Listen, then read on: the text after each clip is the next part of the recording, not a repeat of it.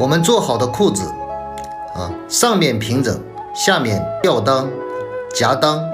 而且在腿根部有多余的堆积量。再看小腿处有倒八字斜纹，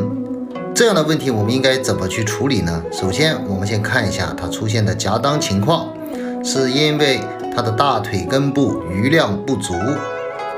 而且还产生堆积在两侧。我们看一下这个样板。首先呢，我们在臀围线以下到裆底部，我们破一个弯刀绳。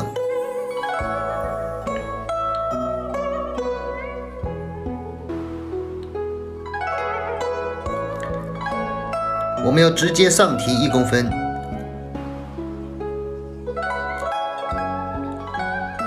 然后我们用胶带纸将上提量固定。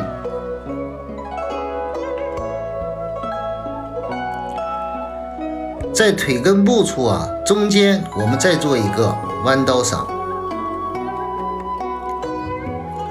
它的距离大致也就是3厘米上面3厘米，下面2.5左右。我们再展开一个1公分，将腿松量给它放出来。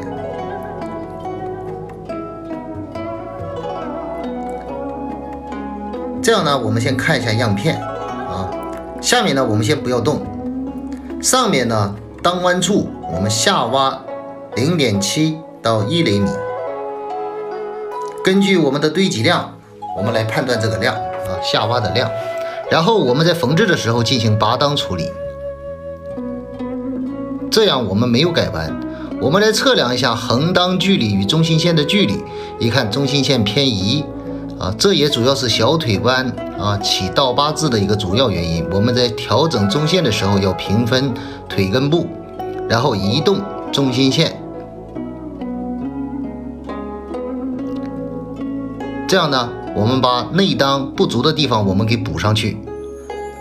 外侧缝多余的量我们给它消掉，这样我们的样板就调整好了。看一下我们做好的改好的裤子，余量非常均分，吊裆加